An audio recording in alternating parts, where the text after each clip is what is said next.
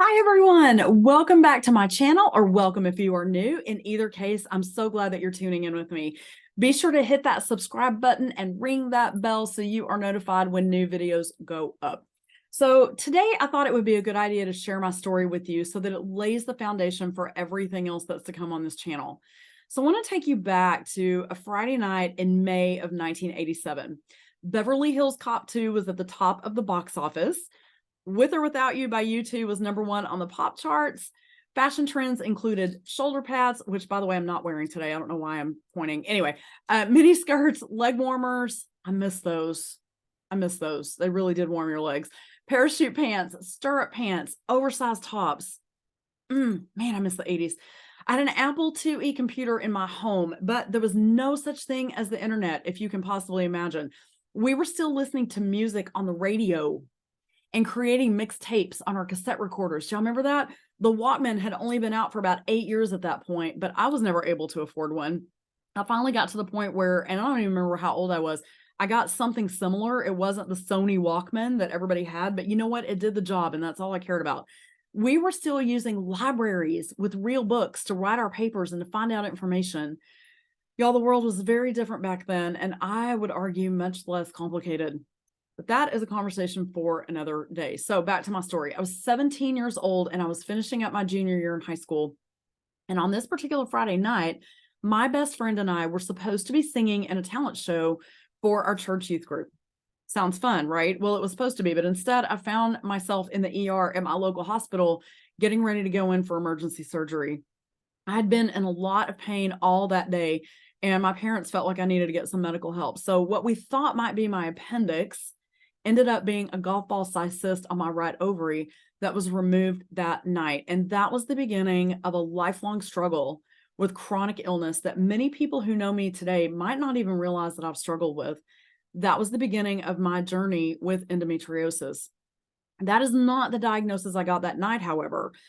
We were told that a golf ball sized cyst was on my right ovary, that it had been removed, and it didn't appear to be anything but benign. So I spent several days in the hospital recovering, which is another thing we did back in the day. I think I was there 4 or 5 days, and was then discharged to return home to complete my recovery. The word endometriosis was never mentioned.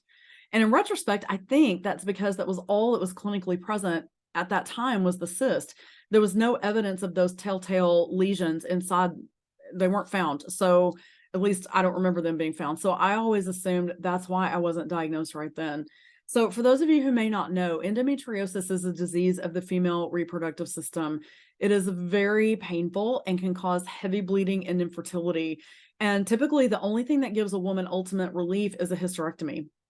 There is still no definitive reason for why a girl will develop this condition. I actually just saw an article this week that after all this time still says that the medical profession has not been able to figure out why this condition occurs in some girls and women. And it is very frustrating that no progress really has been made in terms of finding answers for people like me and millions of other women.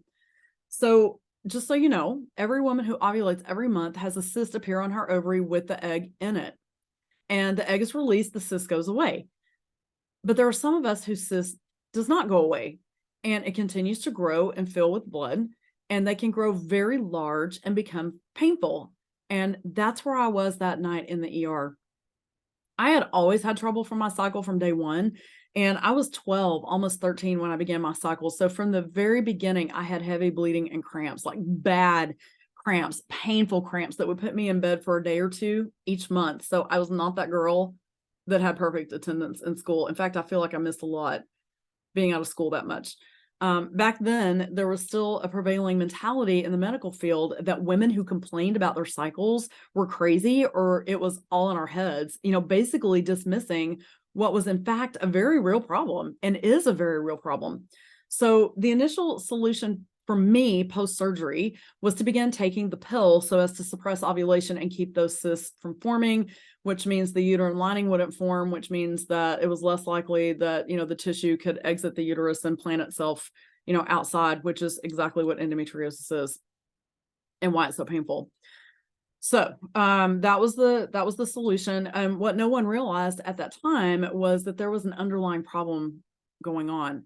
So I continued to have problems and was making frequent visits to the OB-GYN. And one day I found out that the doctor who did my surgery and had walked with me through this process up to this point was no longer on my insurance, and I had to change doctors. Let me tell you how devastating that can be, especially for, a young woman who is dealing with all of these things, right? And I'm sure some of you have probably had that same experience in your own story. And that was the turning point in my story. And here's what happened. Because I had not been diagnosed with anything except ovarian cysts at this point, but I was still complaining about pain and heavy bleeding, this new doctor would change my birth control pills in an attempt to get this under control, and specifically the breakthrough bleeding I was having even while on the pill. And the explanation that was given to me at the time was that this particular pill wasn't strong enough to stop the breakthrough bleeding. The problem with each pill change, though, and I didn't know this at the time, was that it increased the level of estrogen I was getting. Here's why that's bad. If endometriosis is a wildfire, then estrogen is gasoline. So I was being given more and more estrogen that, unbeknownst to me or anyone else, was throwing massive fuel on the fire. And needless to say, I wasn't getting any better. So I was finally able to change back to my previous doctor, who, by the way, I'm still with today. For 35 years now, we've been together. And he finally said, I think you might have endometriosis. So I went in for my first surgery, because the only way that you can get a definitive diagnosis is to go in and have what they call laparoscopy, just a real quick outpatient surgery. And that surgery provided a definitive diagnosis of not only endometriosis for me, but of stage 4 endometriosis, which is the worst you can have. Okay, well, at this point, at least I had a diagnosis after suffering for 12 long years. At this point, I'm 24 years old. I've had to drop out of college. I'm not able to hold down a permanent job because I've been so sick. And I'm still taking the pill, although now it's a very low estrogen, high progesterone version. And I'm living on a painkiller called Ultram, just so I can try to function every day. I'm 5'3", and I'm carrying 144 pounds on my small frame, and I am a size 14 at this point. On top of everything else, I'm struggling with infertility, which is also a hallmark of the disease. So in 1995, at the age of 25, I'd had 2 surgeries at this point, and one day made a decision to take control of my health and healthcare and figure this thing out so I could get healthy. And I'm not exactly sure what happened. I'm not exactly sure why I made that decision, other than after that second surgery and the doctor had gotten me all cleaned up, I was like, you know what? I can't do this anymore. There has to be a better way. So I began doing some old school research, and short story, discovered that there were some drug treatment options out there that actually had been relatively successful with other women. So after researching and reading about all my options at that time, I decided to try a drug called Danacrine. And that drug is designed to put a woman in a menopausal state with the hopes that the body would correct itself during this time of no menstrual cycles. And I was on that drug under the supervision of my doctor for about 6 months. And sure enough, I went into remission. So in 1997, at the age of 27, I'd had my last surgery, which was my 5th one, to remove some additional scar tissue. And that ended up being my last surgery for the endo. I had also become the support group coordinator, however, for the Endometriosis Association's Fort Worth chapter. And not long after that, I was introduced to my dear friend, Tanja. Tanja is a certified natural health practitioner, and she reached out to me because she wanted to come and talk to our group about natural health options for healing endometriosis. Well, immediately I said yes, because we were all looking for answers and relief, as you can probably imagine. So she came and spoke to our group, and I learned about things I had known nothing about up until that point. Now, what I did know was that there had to be a better way for healing this particular condition. So I set up an appointment with her, and I learned that there is a whole field of practice called natural health. And the premise of that is that the body has everything it needs to heal itself. Sometimes it just needs a little help and support.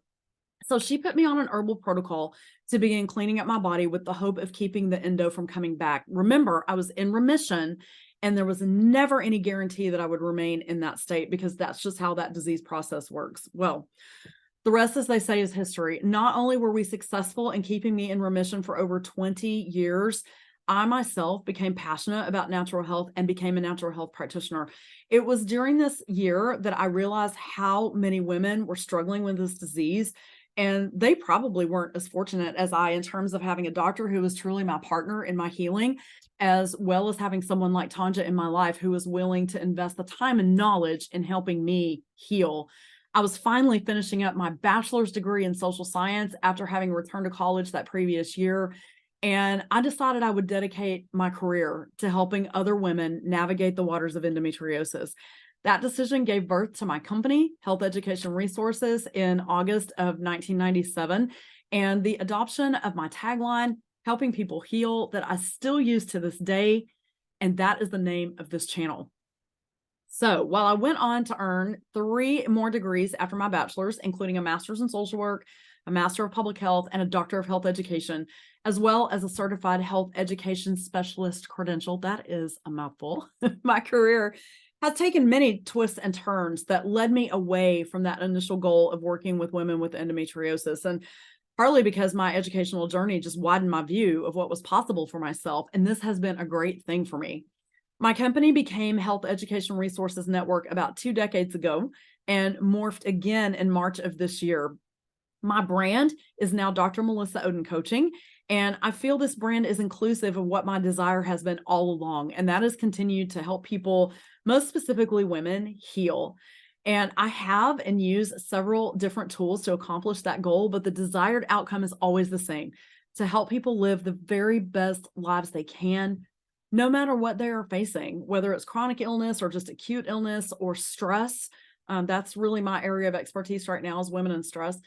And, while my experience has always been in the realm of chronic illness, I do believe that all people have something that they are dealing with or need help with, and they really need to have a trusted resource to draw from and coach them and help facilitate healing and change for them. So to that end, I offer group coaching and educational courses to support my clients. And right now I am in the middle of a wonderful coaching group called ULA for Women. Oh my goodness, such a great group of ladies that will finish up at the end of April. And my plan is to start another group either in late May or early June. I haven't quite decided yet. But I also have 2 courses in my online classroom at drmelissaoden.com/hive, HIVE. One of them is called Lost in the Woods for Women. And that course is for women who feel unbalanced, lost, or just stuck in the dark woods of stress and are looking to find their way back to the lighted path of their lives. And the second one is a continuation of sorts of that course, and it is called Women in Stress: Reclaiming Your Life. It is my signature course, and it was born out of my Master of Public Health thesis. And it takes a much deeper dive into the female stress syndrome, which, by the way, was a part of that thesis study. I wanted to write my paper on endometriosis and found this concept called the female stress syndrome and ended up writing it on that, which was great. And this course really provides some great solutions on overcoming chronic stress, because stress is killing women at a much higher rate than breast cancer. It is the #1 killer of women. So I have a very vested interest as a public health practitioner, but also as a woman, in bringing awareness to this very serious public health issue in women.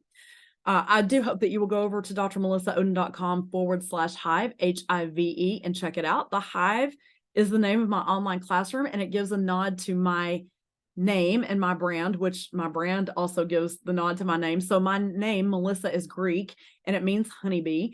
And if you think about all of the great work that bees do, especially in the hive, and all the great work that goes on in the hive, and how bees help sustain life and provide much needed products for healing. And I say products, honey, most likely, right? Sometimes you just lose your words, don't you? I'm just real. I'm authentic.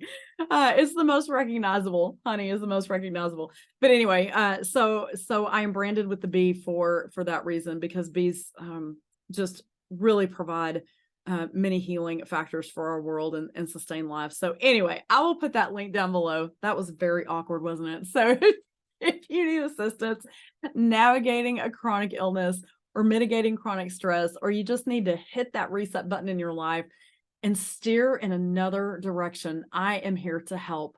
most of what I find is that people just don't know where to start. They know they need to make some changes and they just don't know where to start. So ladies, if you're in that place, I'm here to help. You can also go to my website and download my current free resource and be added to my email list by going just to drmelissaoden.com. I would love for you to become a part of my fabulous email community. I've got some great things planned for the summer for that community, and I don't want you to miss that. And no, I don't spam people. I try to give great content in those emails. So additionally, I would love to know what topics you would like to see me cover here. So put that in the comments below. And while you're at it, don't forget to hit that subscribe button, ring that bell so that you're notified when my next video posts. And that is it for now. I am a certified ULA life coach, by the way. We will talk about that in another video. And in ULA, we have a certain way that we end all of our meetings together based on the story of ULA, and I'll share that with you later. But I shall share our benediction with you now. So until my next video, be grateful, have faith, and go get your ULA life.